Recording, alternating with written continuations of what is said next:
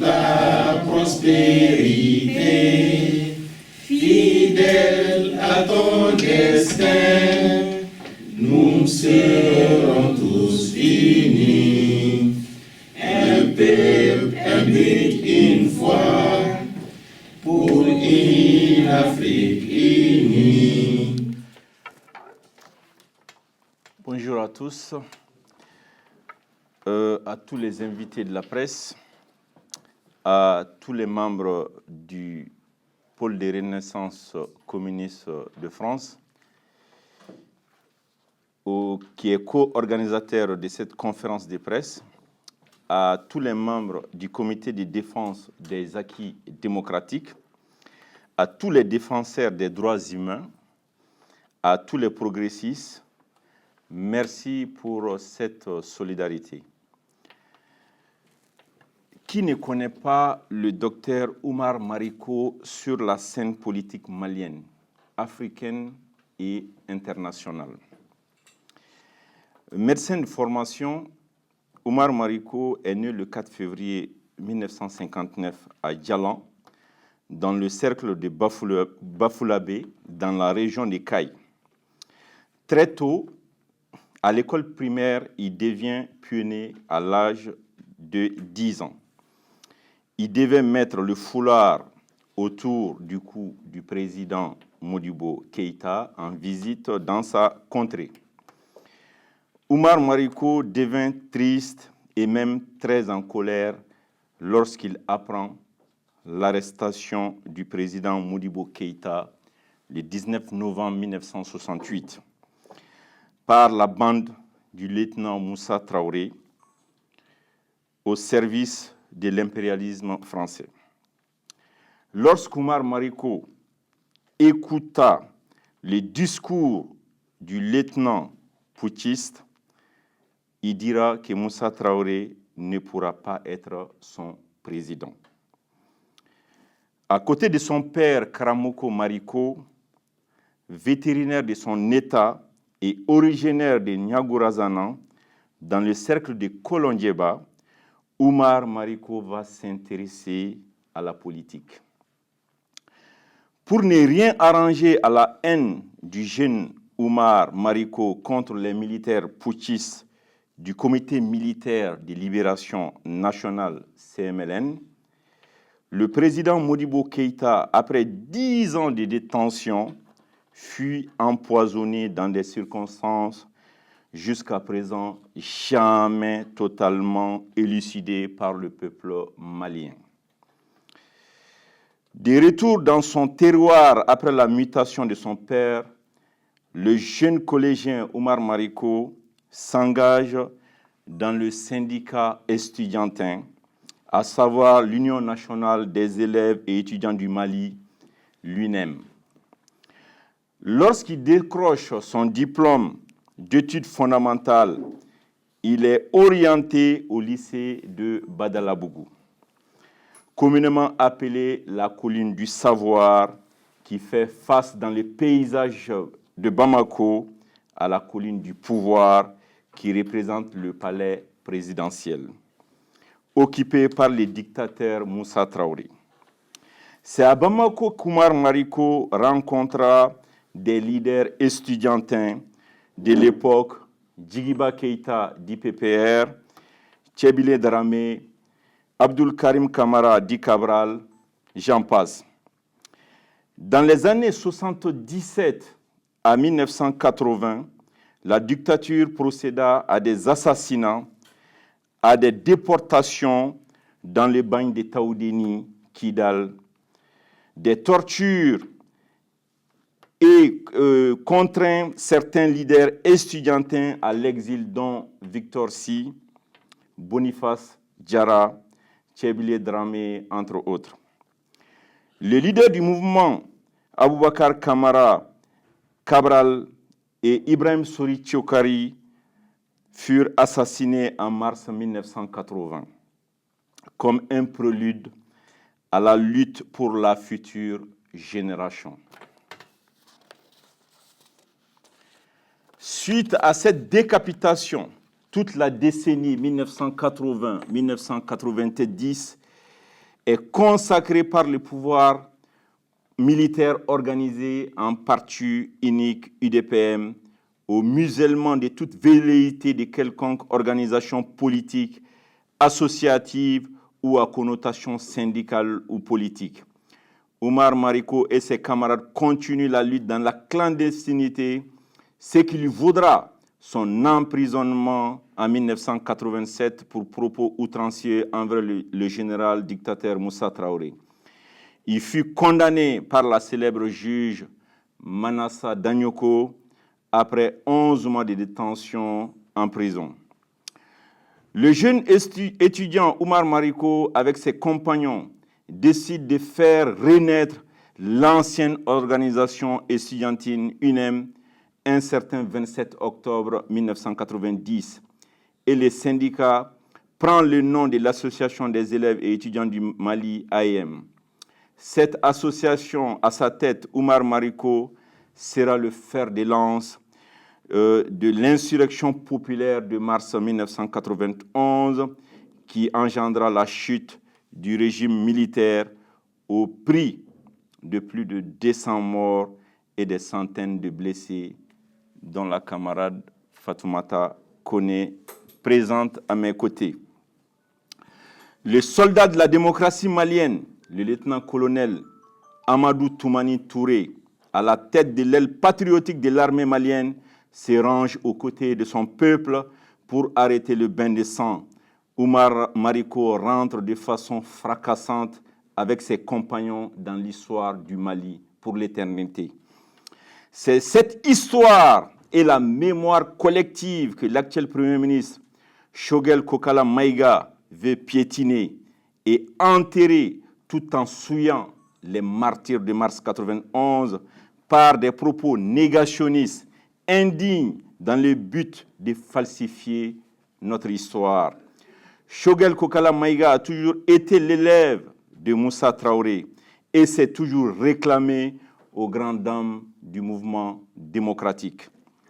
Et pourtant, la constitution actuelle du Mali du 25 février 1992, votée par référendum, dispose en ces termes: le peuple souverain du Mali, fort de ses traditions de lutte héroïque, engagé à rester fidèle aux idéaux des victimes de la répression et des martyrs, tombés sur le champ de l'honneur pour l'avènement d'un état de droit et de démocratie pluraliste, affirme sa volonté de préserver et de renforcer les acquis démocratiques de la révolution du 26 mars 1991, proclame sa détermination à défendre les droits de la femme et de l'enfant, ainsi que la diversité culturelle et linguistique de la communauté nationale, réaffirme sa détermination à maintenir et à consolider l'unité nationale, s'engage à assurer l'amélioration de la qualité de vie, la protection de l'environnement et du patrimoine culturel, souscrit à la Déclaration universelle des droits de l'homme du 10 décembre 1948 et à la Charte africaine des droits de l'homme et des peuples du 27 juin 1981. Réaffirme son attachement à la réalisation de l'unité africaine, à la promotion de la paix, de la coopération régionale et internationale, au règlement pacifique des différends entre États dans le respect de la justice, de l'égalité, de la liberté et de la souveraineté des peuples. Fin de citation. L'actuel Premier ministre, dans un audio diffusé sur les réseaux sociaux, crache éhonteusement sur les victimes de mars 1991 en les traitant de tous de fous, de badauds, de mendiants, etc., et en niant l'existence des élèves et étudiants parmi les victimes. Par conséquent, dans une conversation strictement privée entre Oumar Mariko, directeur d'un réseau de communication de 10 radios, Kaira, et son journaliste animateur Aboubakar Kamara, il a donné des instructions pour répondre aux propos révisionnistes, irresponsables et inacceptables tenus par l'actuel Premier ministre du Mali, qui sont une insulte aux martyrs de mars 1991 et une remise en cause du verdict qui a condamné son directeur de conscience, le dictateur Moussa Traoré. Au Mali, actuellement, la manipulation est devenue le sport favori des autorités. Comment peut-on incarcérer une personnalité de la trempe d'Oumar Mariko pour des propos tenus en privé? La justice malienne, depuis toujours décriée par les populations, se trouve instrumentalisée pour la cause. Pour votre information, à la conférence de presse du parti Sadi, tenue le 28 octobre 2021, le parti, dans sa déclaration liminaire, a cité la question sécuritaire comme la priorité des priorités.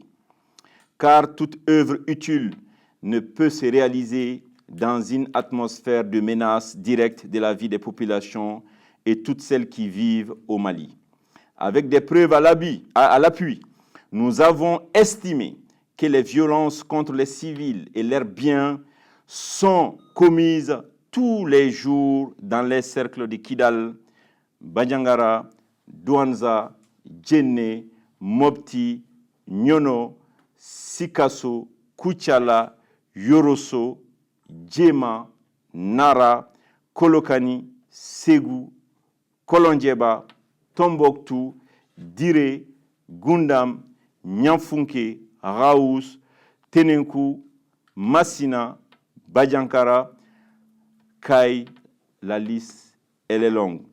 En définitive, lors de ce point de presse, le parti a clairement dit qu'il se concentre sur sa structuration et qu'il sortait des débats de la transition, car le Sadi ne voyait pas la direction dans laquelle les autorités de la transition veulent nous amener.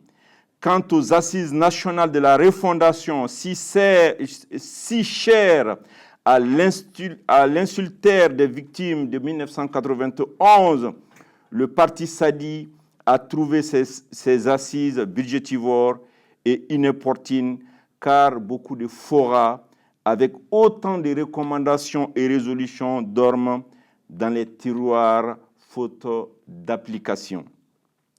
S'agissant de la souveraineté du Mali, la lutte contre l'impérialisme sous toutes ses formes est dans l'ADN même du parti Sadi.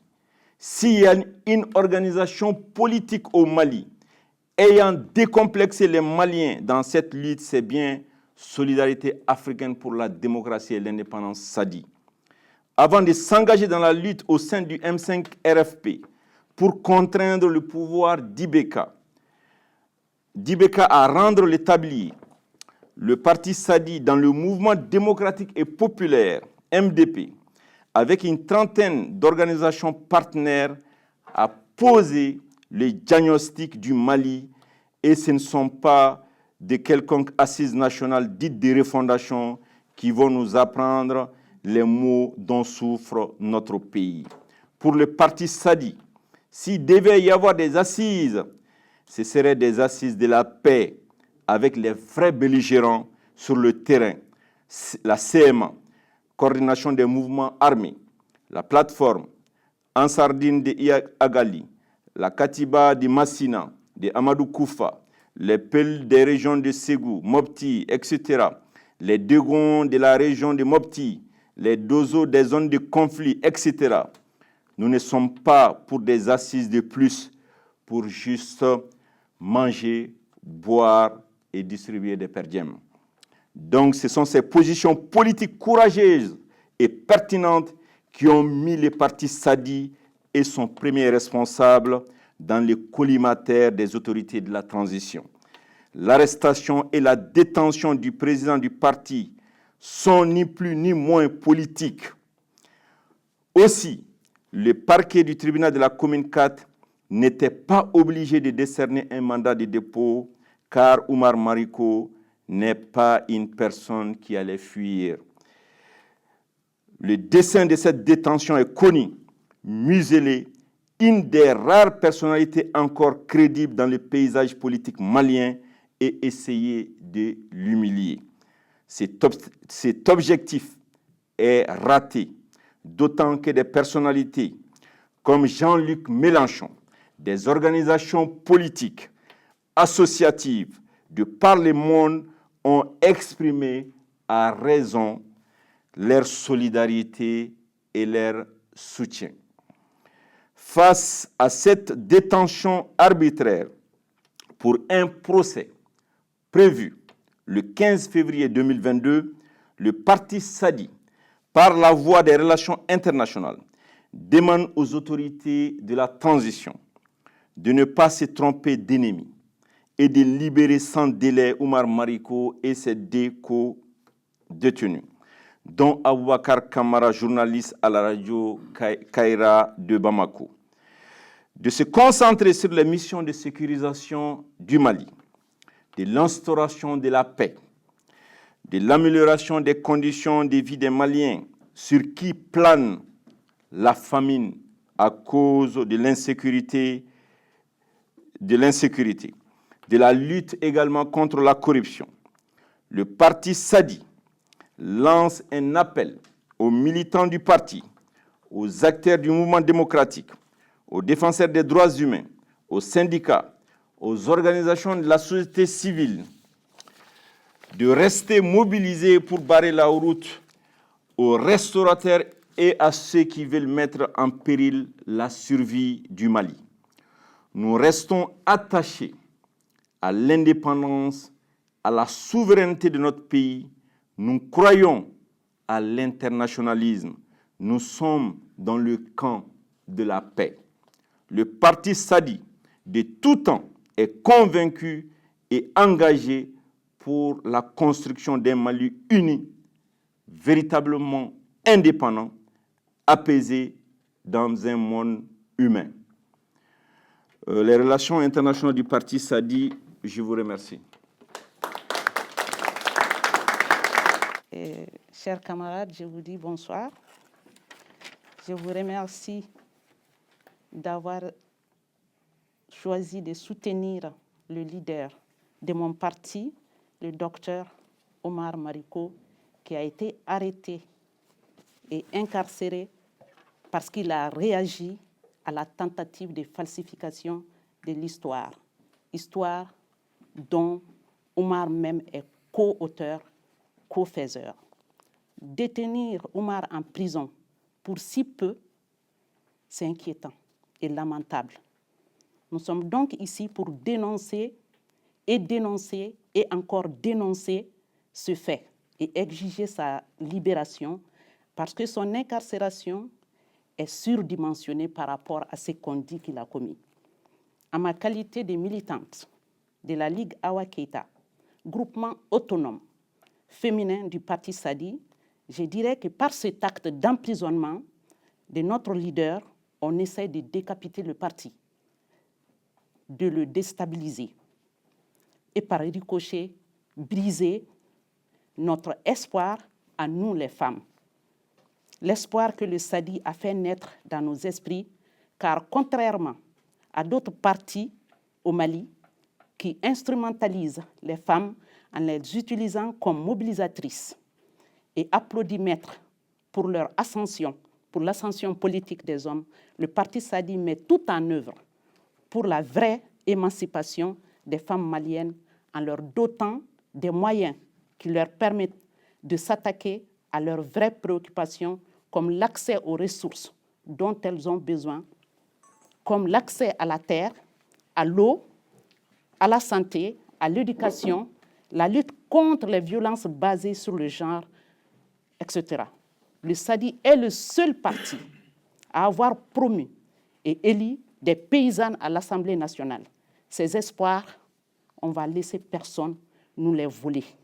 C'est pour cela que nous nous mobilisons afin que Oumar soit libéré et qu'ensemble, nous réalisons nos désirs, nos ambitions.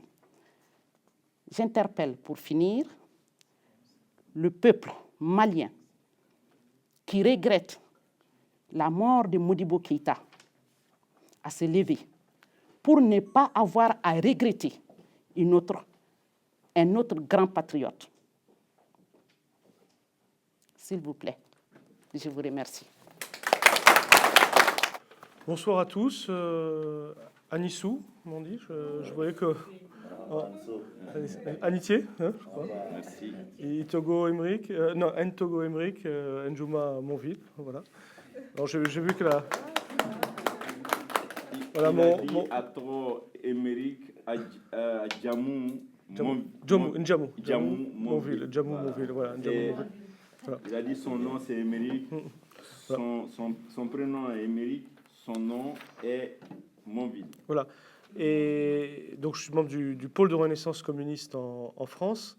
Et effectivement, non, mon bambara s'arrête là, mais la solidarité internationale, elle, est infinie et commence. Voilà. Effectivement, oui, je voyais que vous utilisiez beaucoup de bambara et de français pendant la manifestation que nous avons organisée avec vous donc, la semaine dernière, puisque Oumar a été arrêté il y a 15 jours. Donc tout de suite, nous avons déposé une demande de manifestation près de l'ambassade du Mali. Là, nous co-organisons donc avec Mohamed Diarra cette conférence de presse. Et nous sommes à votre disposition, évidemment, pour d'autres rencontres en France. On voulait surtout ne pas céder à cette tentation qui s'appelle la trêve des confiseurs en France, où évidemment les fêtes ralentissent toujours le rythme. Il est hors de question que Oumar continue à passer les fêtes sous les barreaux, quoi. Enfin, et d'ailleurs, samedi, nous avons aussi réagi en déposant une manifestation pour Julian Assange au Trocadéro. Voilà, on pense à tous les prisonniers politiques, à Georges Ibrahim Abdallah aussi, prisonnier politique en France. Et justement, la mobilisation va aussi repartir de plus belle, effectivement, dès janvier. Mais alors pour Oumar, on espère qu'il va être libéré au plus vite. Je vais vous lire la liste des soutiens. Elle est gigantesque. Et on voit par la stature internationale à quel point cette arrestation a un caractère dérisoire. Il s'agit évidemment d'un prétexte où... il ne s'agit même pas d'un propos, on a bien compris ce que disait Mohamed, il ne s'agit même pas d'un propos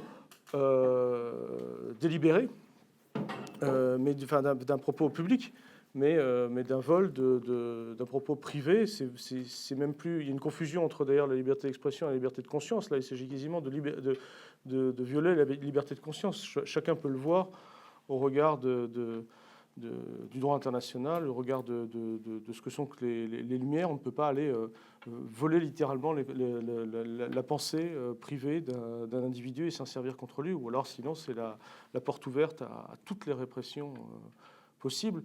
Voilà, évidemment, ce que nous exprimons ici, c'est en tant que pôle de renaissance communiste en France, c'est la solidarité prolétarienne, l'internationalisme prolétarien, dire que le peuple français n'a rien à voir avec l'impérialisme français, enfin en tout cas s'y oppose très, très clairement. Donc nous ne rentrons pas dans les questions intérieures au Mali, nous nous abstiendrons de prendre position. Tout ce que nous souhaitons effectivement, c'est la concorde. Cette transition à laquelle le SADI a participé doit pouvoir effectivement, le SADI doit pouvoir jouer effectivement tout son rôle. Et le docteur Marico a un rôle absolument éminent dans la conscience malienne et son image fleurie à l'étranger. En tout cas, il est extrêmement connu. D'ailleurs, il a été arrêté, me dit-on, au moment où il revenait d'une rencontre internationale au Venezuela. Il y avait une conférence de presse qui était prévue pour le mardi. Et entre-temps, il a été arrêté. La conférence de presse a servi, en fait, à réclamer sa libération. Vous voyez ce contraste, en fait, entre cette espèce de stature, de renommée internationale qu'il a et cette façon scandaleuse dont il est traité dans son pays.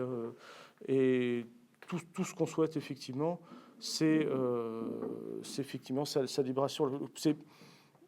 C'est que la transition, le pouvoir malien fasse preuve effectivement de retenue et d'unité en faisant ce geste de bon sens de libérer le docteur Oumar Marico. Donc effectivement, en voyant donc toute cette liste, dont je vais vous la lire.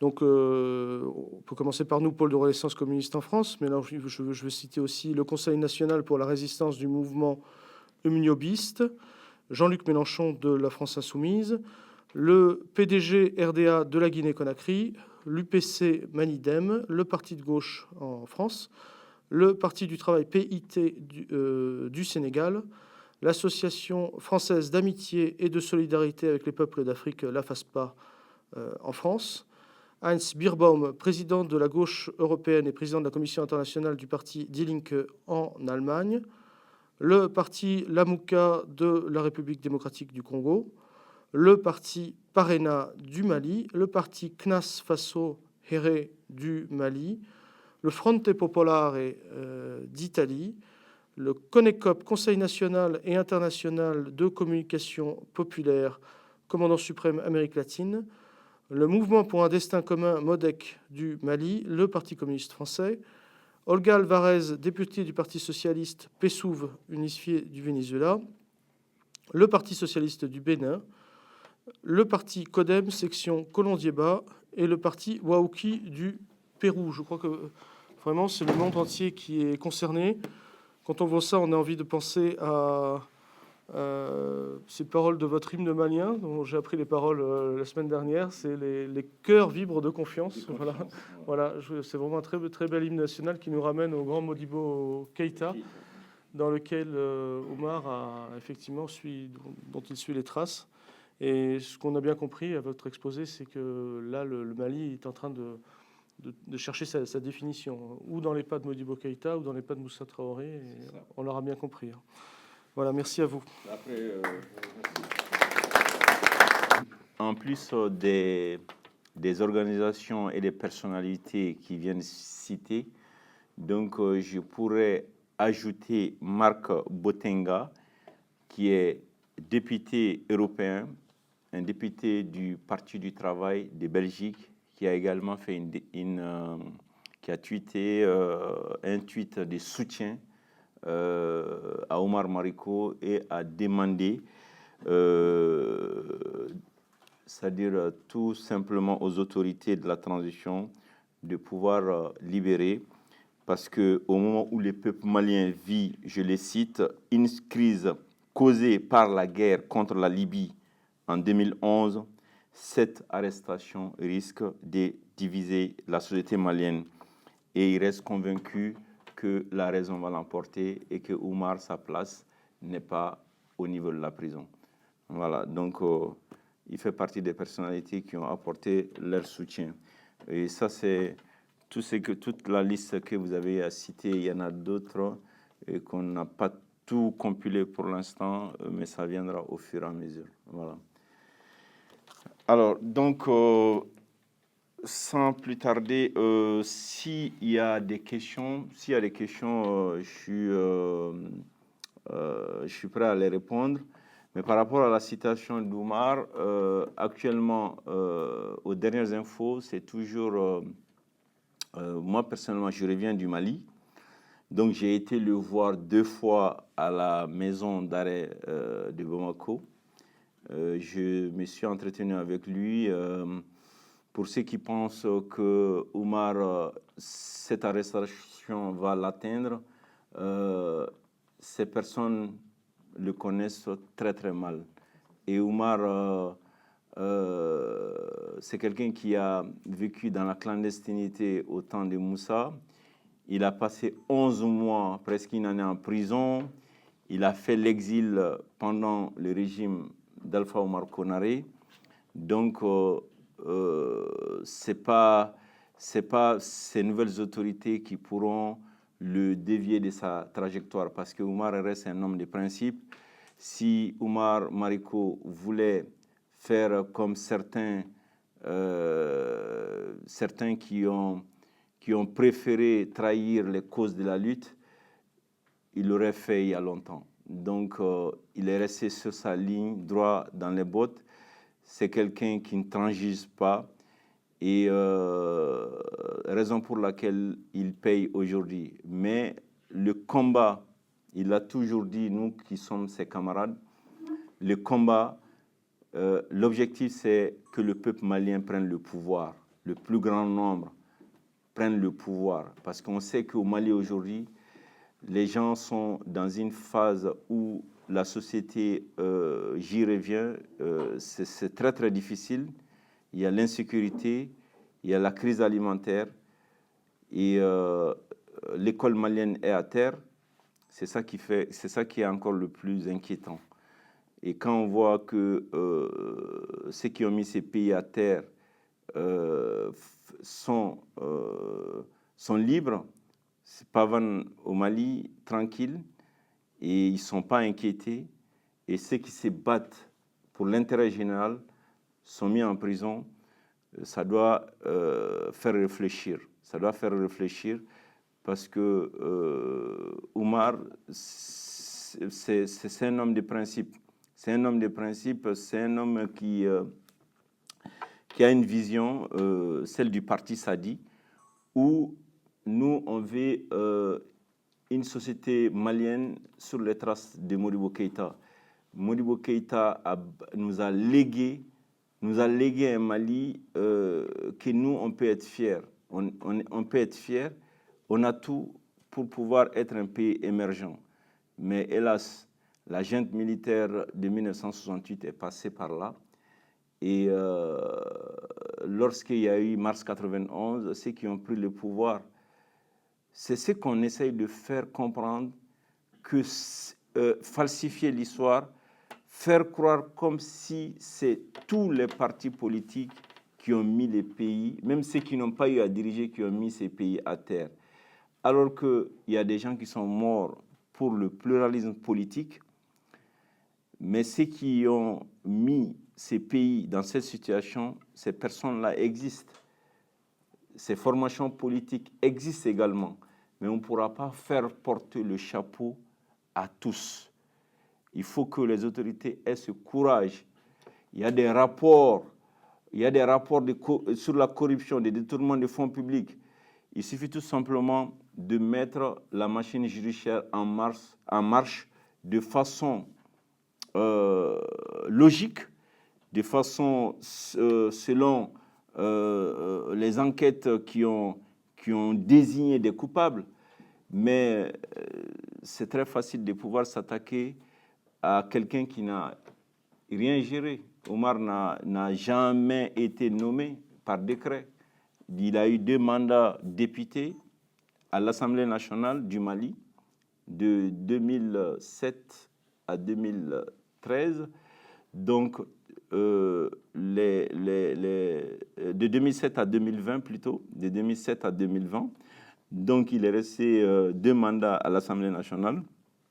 Donc, c'est quelqu'un qui n'a pas peur du suffrage des urnes. Donc, voilà, 2 mandats où il a été l'une des rares satisfactions au sein de l'Assemblée nationale du Mali. Donc, pour lui, le suffrage ne le fait pas peur, contrairement à certains qui sont simplement nommés par décret. Donc, il n'a pas eu à gérer quoi que ce soit. On pourrait dire que s'il avait eu à détourner des fonds, donc on pouvait comprendre. Mais Oumar, il n'a aucune gêne. Il n'a aucune gêne. Ce qui lui arrive est injuste. Et je pense que la vérité va triompher. Je suis le secrétaire politique du Parti Sadi section France. Je remercie chacun d'entre vous pour le déplacement. On est vraiment honorés. C'est vraiment dans un très bon esprit, on vous reçoit. Et je dirais c'est vous qui nous recevez d'ailleurs, parce que l'organisateur est là, qui a tout fait, tout mis en œuvre. Et je suis quand même pas surpris, parce que j'ai vu que RP Média, dans toute la presse malienne, malgré les annonces et les invitations de gauche à droite, il n'y a que RP Média, donc on les remercie. Et tout le monde est devenu aujourd'hui, malheureusement, au Mali, journaliste, bon gré, mal gré, quoi. Voilà, sans connaître vraiment l'éthique du journalisme. Voilà, la preuve est là, il falsifie tout, il se laisse acheter par le pouvoir en place actuellement. Et je leur inviterai d'aller jeter un petit coup d'œil sur l'accord de Munich, qu'est-ce que ça stipule. S'ils ne le savent pas, on va leur dire. Hein. Et c'est une obligation pour tous les journalistes d'informer quand même la population. Et c'est à la population de prendre vraiment son choix en main. Voilà. Maintenant, ils sont tous corrompus. Ça, c'était une petite parenthèse, quoi. Et du coup, M. Choguel, il n'a pas fini de nous surprendre. C'est comme un cerf-volant. Et à chaque position de vent, il change de couleur. Voilà. M. Choguel, vraiment, on est désolé. Et vous ne pourrez pas continuer à mentir aux Maliens. Et on n'est pas d'accord avec l'arrestation arbitraire de M. Mariko, notre président. Diable, qu'est-ce qui se passe dans votre tête, M. Choguel? Je ne comprends pas. Qu'est-ce qui se passe dans votre tête? Si vous n'êtes pas fou, vous en êtes quand même une bonne moitié. Est-ce que le Mali a besoin de ça en ce moment? Non, je dirais non. On a besoin de faire la paix, fédérer tous les Maliens, hein, et pour qu'on puisse ensemble lutter contre l'insécurité et ramener une bonne éducation pour nos enfants. Qu'est-ce qui se passe? Vous êtes là je ne sais pas, le mot me manque, pour essayer de préparer ou de vous positionner d'une manière politique. Pourquoi rêver les démons de 30 ans en salissant avec des propos outranciers l'âme de ces martyrs? Il y a même un monument qui a été attribué à leur nom, le pont des martyrs. Vous dites que c'est des badauds. Hein? Voilà, le carré des martyrs. C'est des badauds, c'est des bandits, c'est des mendiants. Alors qu'aujourd'hui, ces jeunes militaires, ces jeunes officiers qui sont là, tous leurs grands frères, ils ont combattu aux côtés de Omar Mariko à l'époque, en 91. Ils sont jeunes, ils étaient jeunes à l'époque. Et actuellement, on a des avocats au Mali qui étaient étudiants qui ont combattu aux côtés de Omar Mariko. Ils les traitent de badauds. Franchement, je suis surpris de la jeunesse malienne ou des Maliens, je dirais. Les Maliens, ils ont changé. Ils n'ont plus cet esprit de combativité, je pense. Sinon, normalement, avec ce propos, Bamako devait passer un mauvais quart d'heure.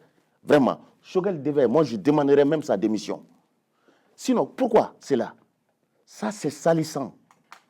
Il a voulu noyer les gens dans ses propos, les faire disparaître et prendre les propos de Omar pour en faire un débat. Non, ce n'est pas possible.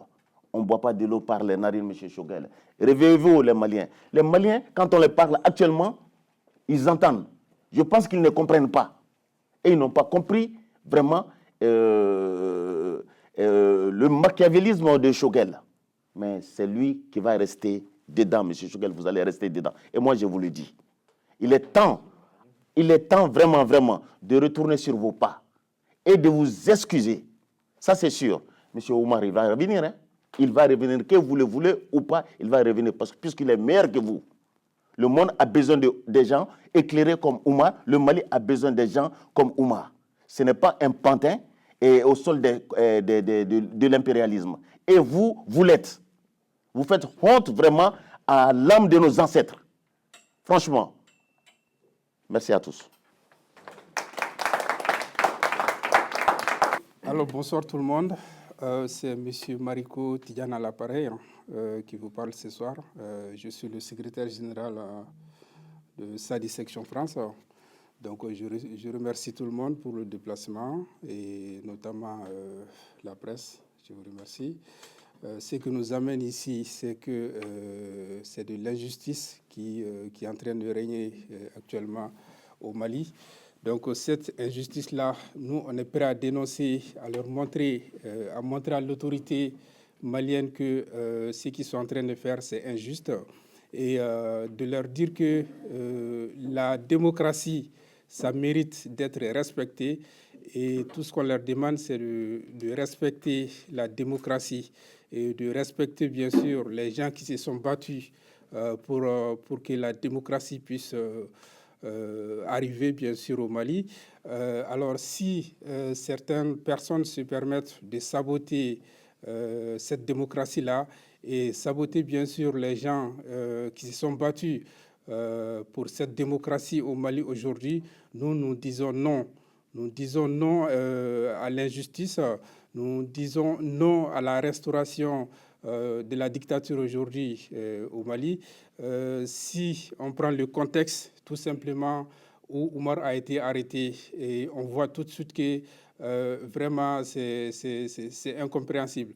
On ne peut pas comprendre dans le sens où c'est un certain Choguel qui se permet de dire de n'importe quoi, si je me permets, aux gens qui se sont battus pour amener la démocratie, dire que les gens qui sont morts sur le terrain ces jours-là, il n'y avait que des mendiants, il n'y avait que des enfants, qui mendiaient dans les rues et des fous qui étaient dans les rues et qui ont amené leur corps pour dire que c'est les étudiants et les élèves qui sont morts sur le terrain. Ça, c'est de connaître l'histoire et de l'ignorer. Nous, on n'est pas d'accord avec ça. Bon, c'est suite à ça, suite à ces colères-là, d'Oumar Mariko qui s'est exprimé en privé, d'où le vocal en privé qui était sorti sur les réseaux sociaux. Et on se pose toujours la question, comment est-ce que ces conversations se sont retrouvées sur les réseaux sociaux? Donc, il y a tout un tas de manigance qui est derrière tout ça pour pouvoir fermer, pour pouvoir interdire à Oumar d'intervenir sur le terrain en ce moment, surtout qu'ils sont en train d'organiser leur assise qui essaie de prolonger par force, par injustice, leur transition aujourd'hui. Donc, on comprend tout simplement que c'est purement politique. Hein. C'est purement politique. Sinon, ce n'est pas à cause de seulement la conversation privée de Oumar qu'ils l'ont enfermé. Voilà, donc il faut que tout le monde comprenne ça et que ça ne peut pas nous arrêter dans la lutte. Hein. Ça ne fait que nous donner la force de continuer à nous battre pour restaurer davantage la démocratie, pour leur montrer à quel point ce n'est pas juste de ce qu'ils sont en train de faire. La place de Oumar, ce n'est pas dans les prisons, hein, tout le monde le sait. Donc, en tout cas, nous, on va se battre. Tout ce qu'on demande aujourd'hui, c'est la libération de Oumar sans condition. Voilà. Donc, ce sont ces deux mots que j'avais à vous adresser en ce moment. Éventuellement, s'il y a des questions, on est là pour répondre. Merci. Messieurs, mesdames, chers camarades, bonsoir. Je voulais juste insister sur un point, pour ceux qui en doutent encore, que Oumar, sa préoccupation n'a jamais été de courir derrière un poste. Si Oumar Mariko voulait un poste, on ne serait pas là aujourd'hui. Si Oumar Mariko voulait un poste, il l'aurait eu depuis une éternité. S'il voulait un poste, beaucoup de ces hommes et femmes qui ont quitté Sadi ne seraient pas partis. Parce que certains d'entre eux voulaient des postes, tout simplement. Oumar veut le bien du peuple malien. Oumar veut aider la transition, mais sur du vrai, pas du mensonge. Il y a un homme politique, Bakary Togola, c'est ça, qui a dit une fois à Ibeka, « Oh, tous ceux qui râlent là, mettez-leur à chacun un petit bout dans la bouche et ils vont se taire. » Oumar a dit non, il ne veut pas de ce petit bout dégueulasse. Comment va-t-il se regarder en face après, quand il aurait mangé ce qu'on veut lui mettre dans sa bouche? Comment va-t-il continuer son combat? Et ça continue. Oumar dit non. Il dit non à la corruption. Il ne veut pas tout simplement de leur poste empoisonné. Il veut continuer ce combat pour ce peuple. Et il veut être élu par le peuple, pas une puissance étrangère venue de je ne sais où. Voilà pourquoi il est en prison aujourd'hui. Ce n'est pas une question d'injure. La raison, elle est politique, tout simplement. C'est ce que je voulais juste ajouter. Merci. Donc, pour le journal Initiative communiste, alors, donc, au cours de l'histoire, le peuple malien s'est toujours montré combatif et courageux quand il a choisi la vraie indépendance avec Modibo Keïta, quand il s'est débarrassé de la dictature de Moussa Traoré, L'année dernière, quand il s'est débarrassé d'Ibeka, ce peuple, parce qu'on ne peut pas vraiment compter sur les médias bourgeois français pour nous informer, comment réagit-il, le peuple malien, à l'arrestation injuste du docteur Oumar Mariko?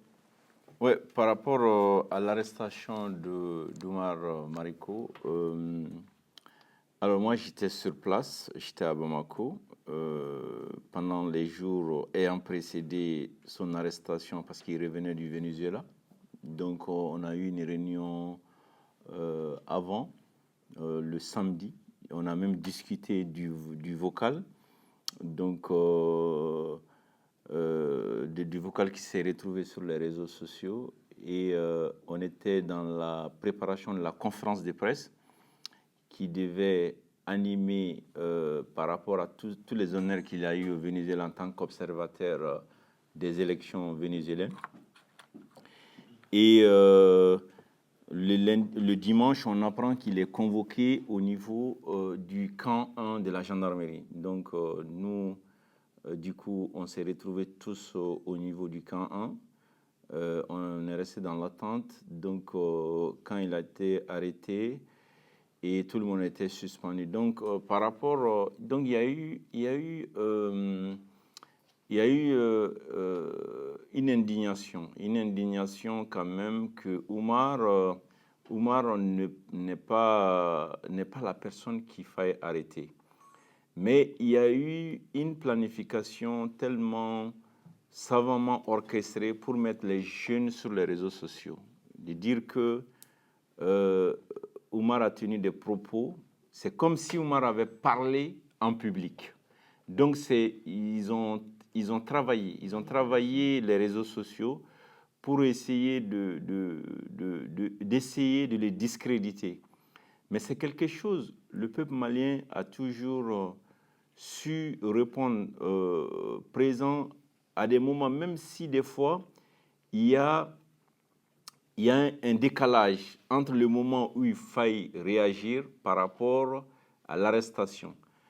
Donc, il y a eu des condamnations, il y a eu des partisans, on est allé le soutenir, des gens sont partis au tribunal, on a organisé des conférences de presse, il y a eu une mobilisation géante dans son fief à Kolondiéba, où même les partis rivaux sont venus.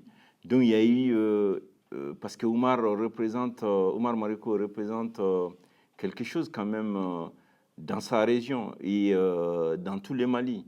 Donc il y a eu pour éviter déjà au niveau du camp 1, le premier jour de son arrestation, on s'y croirait en situation de guerre à Bamako parce que nous, on n'était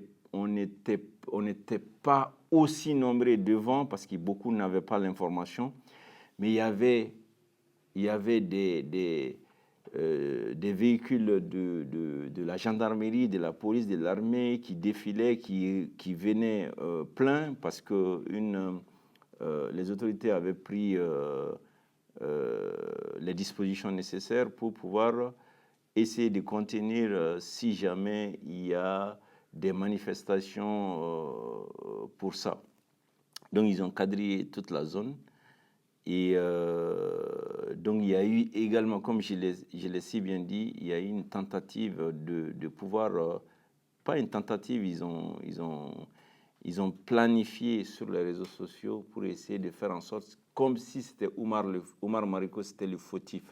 Alors que sur le plan, je ne dirais pas que les propos qu'il a eu à tenir en privé, que ce sont des propos logiques qu'un responsable doit tenir, mais ce n'est pas en réplique à quelque chose de grave, extrêmement grave. Et il a dit en privé. C'est quelque chose qu'il n'a pas dit publiquement. Il n'a pas dit publiquement. Et ce sont des propos également qu'on peut interpréter de plusieurs façons. Parce que dans certaines zones, si, entre guillemets, on dit, je m'excuse du terme, la mauvaise partie, c'est pas forcément, ça peut être la bouche, ça peut être autre chose. Je ne suis pas là pour justifier quoi que ce soit, mais j'ai dit tout simplement, il y a une question d'interprétation par rapport aux propos qu'il a utilisés. Et c'était en privé. Quel qu'en soit, si c'est en privé, c'est quelque chose qui n'était pas, des propos qui n'étaient pas destinés à être divulgués sur les réseaux. Donc voilà. On sait que c'est le parquet qui s'est saisi de l'affaire, qui connaît les b.a.-ba du droit, le parquet est au service du garde des Sceaux. C'est des magistrats qui sont des magistrats debout, c'est des magistrats qui sont mutés selon c'est l'exécutif qui s'occupe. Donc, ce ne sont pas les magistrats du siège qui sont les juges inamovibles. Donc, le garde des Sceaux est sous la coupe du Premier ministre, évidemment. Lui, le Premier ministre également, est sous la coupe du président de la transition. Donc, ça veut dire que si Choguel Kokala Maïga, Oumar a été... il n'y a même pas eu... À ma connaissance, il n'y a pas de partie civile. Il n'y a pas de partie civile. C'est ce que j'ai appris de l'avocat d'Oumar. Il n'y a pas de partie civile. Donc, ça veut dire qu'il n'y a pas dépôt de plainte avec constitution partie civile. Donc, Choguel n'a pas porté plainte. Donc, il s'attribue le rôle peut-être de pouvoir passer par le garde des Sceaux, de donner des instructions pour, même si c'est interdit de donner des instructions sur une affaire bien déterminée en termes de procédure, le garde des Sceaux peut donner des instructions d'ordre général, mais pas sur une affaire spécifique. Mais on sait en Afrique, je ne dis pas que c'est des républiques bananières, mais bon, par respect à mon pays, je sais qu'il y a des juges modèles au Mali, mais il y a des juges honnêtes au Mali. J'en connais. Donc, je ne peux pas me permettre d'insulter toute une profession. Franchement, il y a des juges honnêtes, des juges professionnels au Mali. Je respecte ces juges-là. Mais si on essaye d'instrumentaliser une partie de la justice en se servant du ministère de la Justice, du parquet, pour pouvoir mettre hors d'état de nuire une personnalité de la trame d'Oumar Mariko, je pense que franchement, c'est quelque chose d'extrêmement lâche de la part de nos autorités. Je pense qu'elles vont se ressaisir et se recentrer sur l'essentiel. Parce qu'actuellement au Mali, la situation est très critique. Tout est cher au Mali. Tout est très cher au Mali. La population vit très, très difficilement. Donc, Bamako se peuple de façon exponentielle. Donc,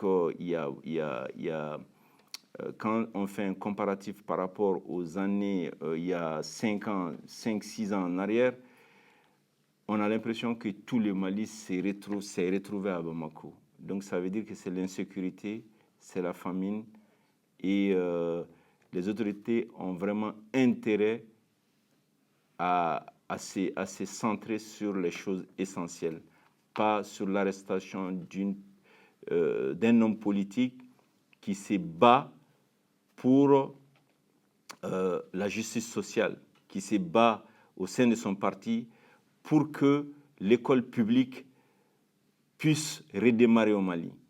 Parce que si tu n'as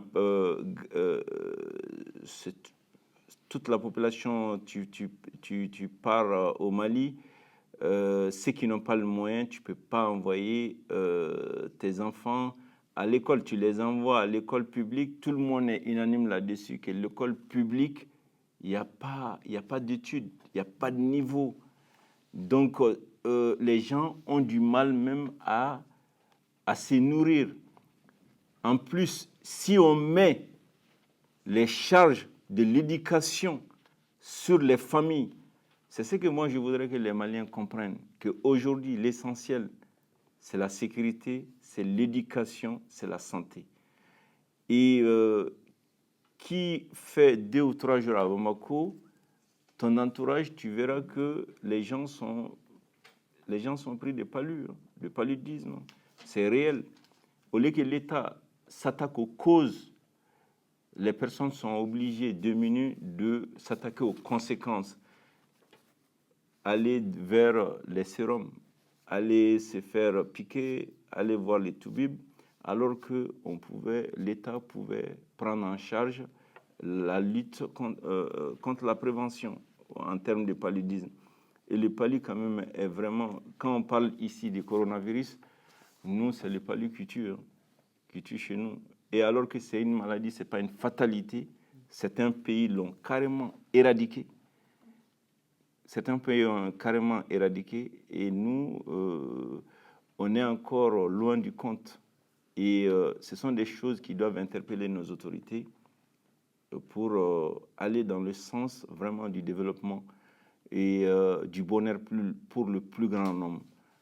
Parce que c'est très facile de dire que les politiques ont mis ce pays à terre. Les politiques ont toujours fonctionné avec les hiérarchies militaires. Quand vous voyez que vous voyez des politiques qui ont pillé ces pays, c'était en complicité avec des militaires.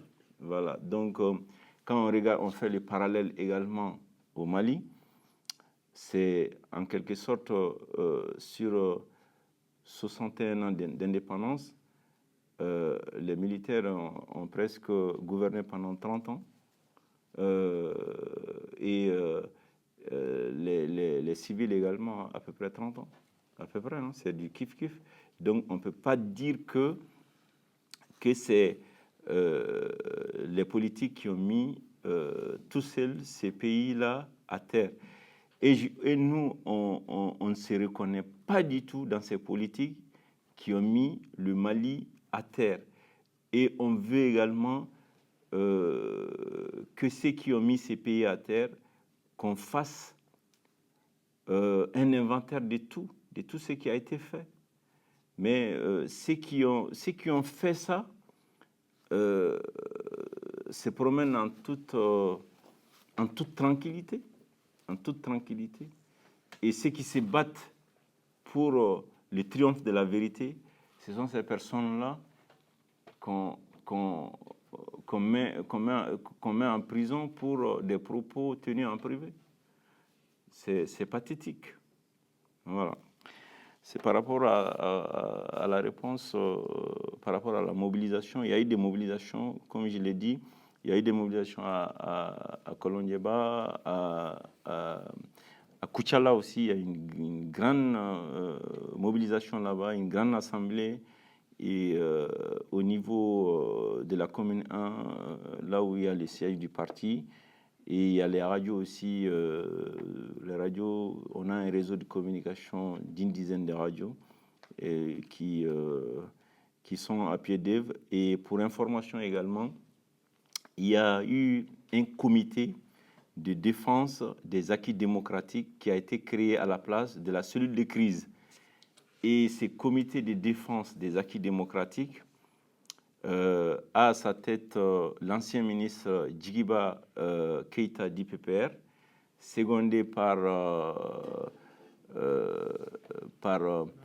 Mohamed Ag Akeratan, le secrétaire général du parti Sadi. Il y a Bakary Mariko également, qui est un des anciens secrétaires généraux de l'Association des élèves étudiants du Mali. Il y a Maïmouna Koulibaly du Mouvement démocratique et populaire. Au niveau il y a d'autres personnes évidemment au niveau de la commission d'organisation, des mobilisations. Donc on est sur pied d'œuvre et cette lutte, on va la continuer. Et la libération d'Oumar ne sonnera pas le glas, ne va pas finir la lutte parce que il faudrait qu'on continue la lutte pour préserver les acquis démocratiques. Parce qu'on veut mettre à la tête des Maliens qu'il faut tuer les partis politiques. Donc, ce n'est pas tous les partis politiques qui ont mis ces pays à terre. On connaît les partis qui ont eu à diriger ces pays. On les connaît. Et ceux qui sont au pouvoir, ils les connaissent. Donc, essayer de discréditer ceux qui ont refusé de collaborer depuis longtemps, mais ça les arrange. Parce qu'on est dans un système savamment planifié. C'est le statu quo qui veut, ils voudront que le statu quo demeure. Sinon, s'ils veulent réellement le changement, ils savent quelle direction prendre. Voilà. Quelles sont les demandes du parti Sadi vis-à-vis du gouvernement de transition ? Et est-ce que vous pensez que l'arrestation d'Oumar Mariko peut aider finalement à renforcer la visibilité des demandes du parti Sadi et la justesse de ces demandes-là vis-à-vis du peuple, ou est-ce qu'au contraire c'est un affaiblissement de l'influence que peut avoir le parti Sadi dans ces demandes vis-à-vis du gouvernement de transition, dont vous disiez tout à l'heure que c'est un gouvernement de transition, mais une transition qui s'éternise. Donc quelles sont pour vous la suite et du coup l'arrestation d'Oumar Mariko comme levier ou non politique pour accéder à ces demandes? Par rapport à l'arrestation d'Oumar, si ça va avoir une conséquence par rapport à la visibilité haute du parti, c'est bien ça. L'influence du parti par rapport à la gestion de la transition. Parce que à la base, le parti Sadi a été très très clair dès le début de la transition. Le parti Sadi a carrément défini que la durée de la transition n'était pas son problème. C'est le contenu qui compte. Si on veut relever ces pays, il faudrait des réformes profondes, mais de façon inclusive. Et lorsqu'ils ont mis en place le Conseil national de la transition, les Sadi avaient fait une déclaration dans ce sens. Il y avait pas de membres du Sadi, ils ont mis tout s'est décidé à Kati. Donc il y a eu même l'actuel Premier ministre avait traité, lorsqu'il était encore opposé à la transition avant le deuxième coup d'État, qu'il ne soit Premier ministre, il avait dit que au sein du M5 RFP, il avait dit que le Conseil national de transition n'était pas légitime. Donc, le parti Sadi a appelé à l'inclusivité. Le parti Sadi a donné des pistes, évidemment à la transition, c'est-à-dire au niveau des questions sécuritaires. Et sur la scène politique malienne, le parti Sadi est perçu comme un peu le baromètre. Parce que quand le parti Sadi parle, le parti Sadi ne parle pas dans le vent. Le parti Sadi a des principes. Il y a des choses qu'on ne transige pas. Certains pensent que la question des troupes étrangères, le parti Sadi n'a pas bougé d'un iota. La question de souveraineté nationale, c'est un principe qui est dans notre ADN. On a toujours dit qu'on ne voulait pas de troupes étrangères au Mali. Quand on veut se prendre en charge, on demande de l'aide, mais on se prend en charge soi-même. Et les troupes étrangères n'ont jamais résolu de problème. Pendant 20 ans en Afghanistan, nous on l'avait dit, en son temps, en 2000, moi je me rappelle, j'avais fait un plateau télé ici à Télé Sud, je l'avais dit, lorsque beaucoup appelaient à des troupes étrangères au Mali. On parlait de troupes africaines, plus les troupes, après c'était des troupes françaises. Et nous, en son temps, nous avons dit carrément qu'on ne voulait pas de troupes étrangères, que ça allait créer une afghanisation du Mali à l'époque. C'était un principe, on ne voulait pas de troupes étrangères au pays. On a toujours lutté pour avoir des moyens, que l'armée soit... Par exemple, Barkhane dépense 2 millions d'euros, d'après les Français, par jour au Mali. Et ces montants, si c'est vraiment de l'aide qu'on veut, on donne ça à l'armée malienne, on peut avoir de l'effectif nécessaire, on peut avoir des équipements nécessaires pour pouvoir sécuriser le pays. Mais vu les dispositions actuelles du Mali, vu les ressources limitées, avec un territoire aussi vaste, même ne serait-ce que le carburant pour faire les patrouilles, c'est difficile. C'est difficile pour un pays où tout coûte cher. Et en termes de nombre également, un pays aussi vaste, un pays comme le Mali doit être dans les plus d'une armée quand même très opérationnelle et un effectif assez conséquent. Et si nos partenaires voudraient nous aider, ils n'avaient pas besoin d'envoyer des troupes au sol. Il suffit tout simplement de nous aider, nous, sur le terrain. Et nos principes même, ce n'est pas de faire la guerre, c'est de pouvoir faire de la dissuasion et de se parler entre nous. Parce que toute guerre finit autour des tables de négociation. Donc, pendant 20 ans, les Américains sont restés en Afghanistan. Au final, ils sont partis et c'est les talibans qui sont revenus au pouvoir. Donc, ils vont rester 20 ans, 40 ans au Mali. On reviendra à la case départ, ce que Sadi avait dit par le temps. Et pour vous dire que le fait qu'on mette Omar Mariko en prison, ce n'est pas une raison que Sadi sera mis sous l'éteignoir. Et un des slogans du réseau de communication Kaera, nous n'allons jamais nous taire. La dictature, à l'époque, c'était encore plus dur et on ne s'est pas tué. Ce n'est pas maintenant qu'on va se taire.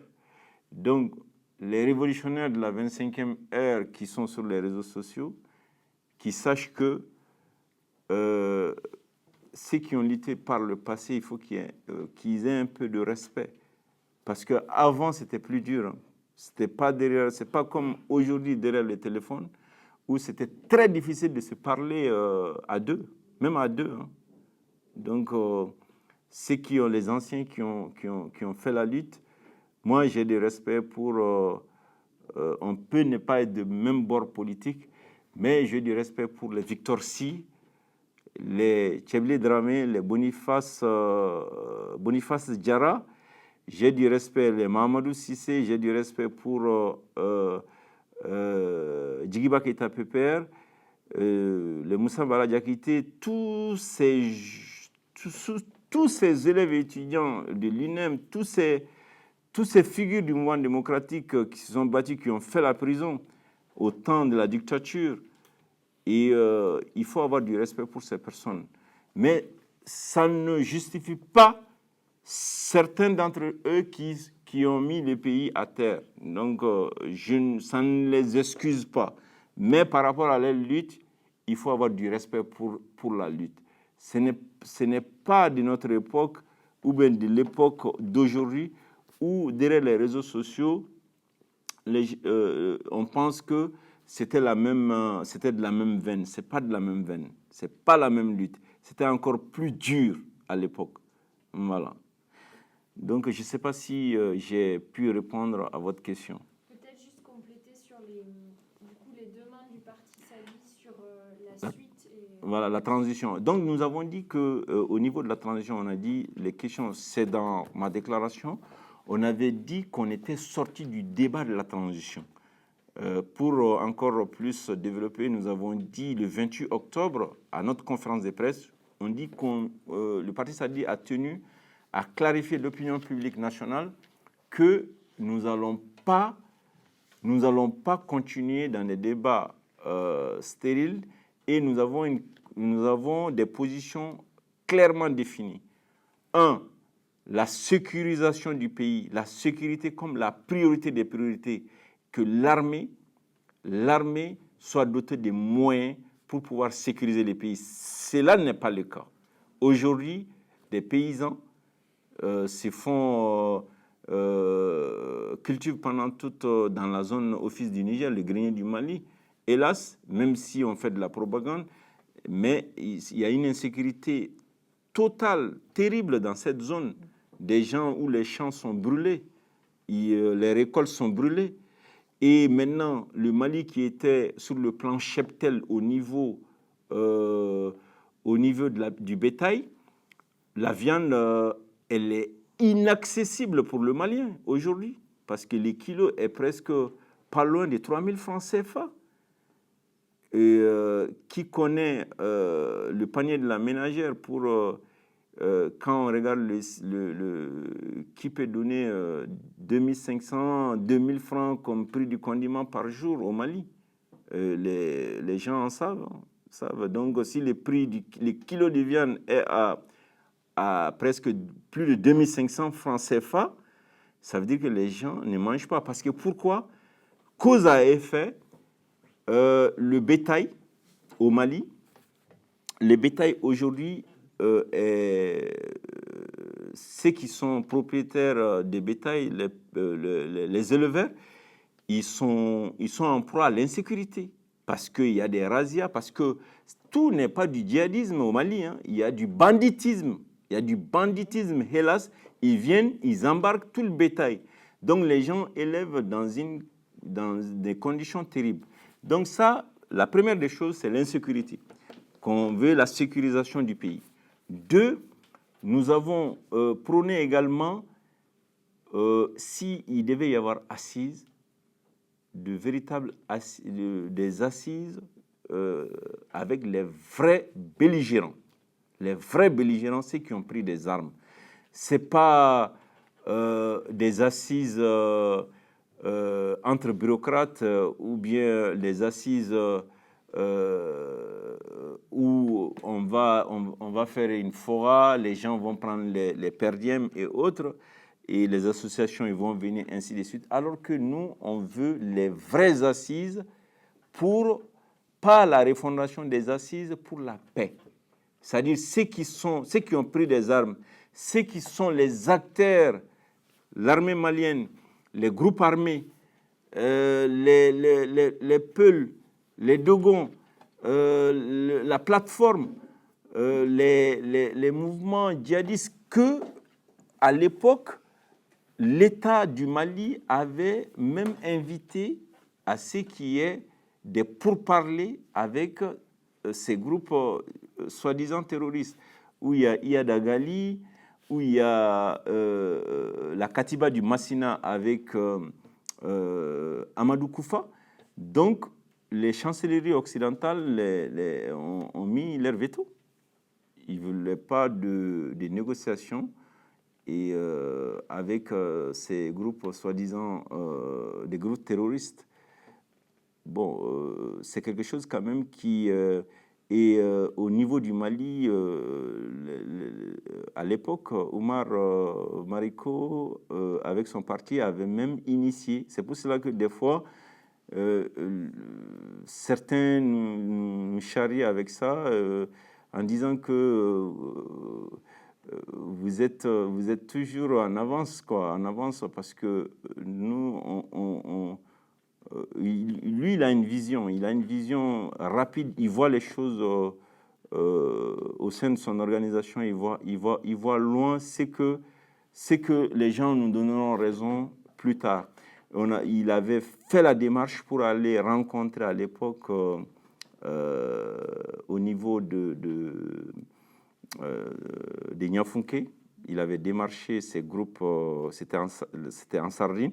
Ils avaient démarché avec l'accord de l'État malien pour essayer de les faire venir sur une table de négociation. Mais à l'époque, les détracteurs à l'époque l'avaient qualifié des djihadistes du Sud. Voilà, djihadistes du Sud. Mais en 2019, au dialogue national inclusif, les dialogues national inclusifs que le pouvoir déchu avait organisés, les résolutions avaient clairement défini qu'il faille discuter avec ces groupes armés terroristes, soi-disant terroristes, donc Yadagali, Amadou Koufa. Mais et la France et les États-Unis, je crois, avaient mis leur veto. Voilà. Ensuite, au-delà de ça, par rapport à autre chose, il y a la notion également de pouvoir discuter avec l'ensemble que ce soit de façon inclusive, tous les acteurs pour décider en toute souveraineté, sans contrainte, sans pression extérieure, que les Maliens puissent décider eux-mêmes de ce qu'ils voudront faire de leur transition. Question de délai, on est intraitable sur ce plan et dire que nous voulons des injonctions pour pouvoir décider de notre sort. Ça n'a jamais été dans l'esprit. Certains penseront que le parti Sadi va se régner. Jamais. Le parti Sadi est toujours dans ses principes. C'est dire la question de souveraineté, elle est primordiale pour nous.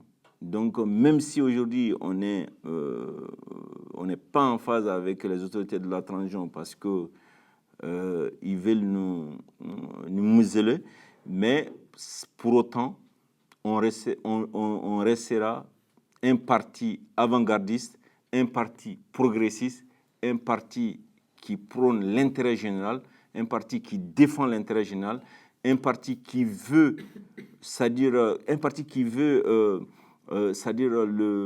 la mise en avant de l'intérêt général par rapport à l'intérêt privé. Voilà. Donc, c'est ça que je voulais dire par rapport à ton questionnement, à votre questionnement. Ouais. Ce que je voulais dire, enfin la perception, je vais prendre de la hauteur.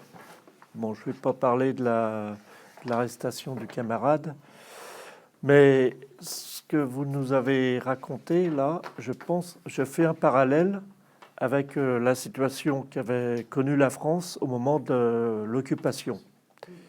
Au moment de l'occupation, le maréchal Pétain était une marionnette des Allemands. Et là, le système qui a été mis en place après le coup d'État contre Modibo Keïta, ce n'est plus ni moins l'équivalent de Pétain. Et depuis cette époque-là, parce que c'est la France qui pille le Mali. Alors, vous êtes d'accord? Oui. Hein, toutes les richesses, Bolloré, entre autres, s'accaparent de tout. Hein, je crois qu'il y a de l'or, il doit y avoir du pétrole aussi, je crois, non? Ouais, il doit y avoir aussi de l'uranium aussi, je pense. Donc tout ça, c'est la France qui pille. Et pourquoi qu'il y a la Barkhane là-bas? C'est l'équivalent des troupes allemandes qui occupaient la France à l'époque. Ce n'est plus ni moins, bon, c'est la perception que j'en ai, quoi. Voilà. Vous savez que depuis la colonisation, depuis la déportation jusqu'à nos jours, on est dans un monde où le plus fort vit sur le dos du plus faible. Alors, mais il n'y a pas, ce n'est plus seulement des pays, nous sommes tous dans le même bateau. Le capitalisme, l'ultralibéralisme fera que les humains restent toujours des proies par rapport aux plus forts qui vont essayer de nous dominer. Ici, le prolétariat français, le prolétariat malien, on est tous dans le même bateau. Ce qui est sûr, la guerre au Mali, c'est pour les multinationales, ce n'est pas pour le peuple français. C'est pour les multinationales. Areva. Donc, c'est des enjeux qui sont là. l'uranium, il y a le pétrole, il y a l'Areva qui est au Niger, il faut sécuriser. Il y a des champs de pétrole qui sont encore inexploités au Mali. Donc, c'est pas dire que on va aider le peuple malien. C'est pas nous aider en faisant de la guerre. C'est pas nous aider en faisant de la guerre. C'est nous aider comment avoir la paix. Donc, le Mali reste, comme beaucoup de pays africains, depuis les années 70 jusqu'à nos jours, c'est des dictateurs qui ont été, tant qu'ils coopèrent, ils restent au pouvoir à vie. Hein. Mais les jours qui vont pas appliquer les consignes à la lettre, ils seront décapités.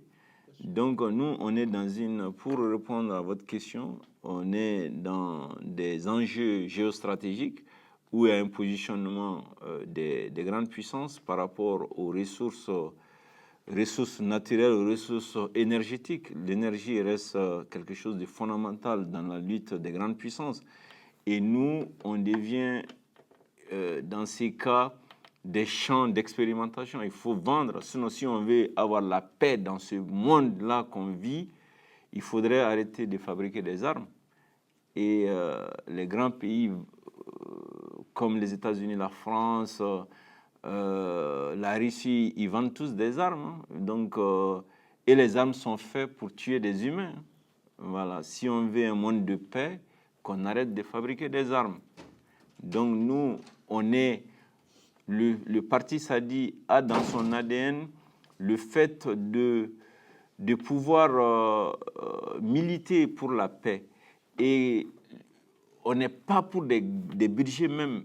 Voter des budgets de guerre, ce n'est pas dans notre philosophie.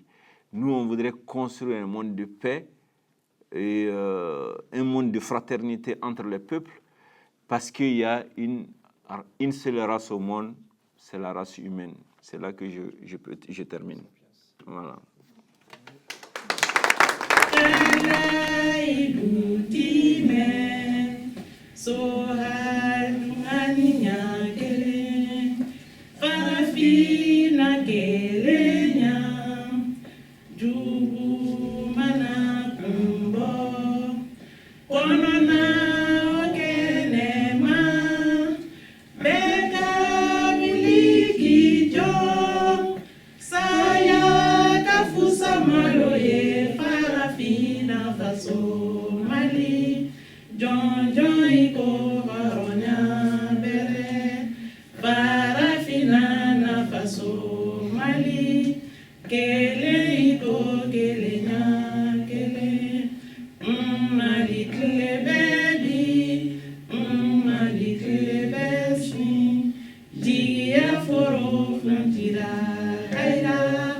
Dem hadili la tira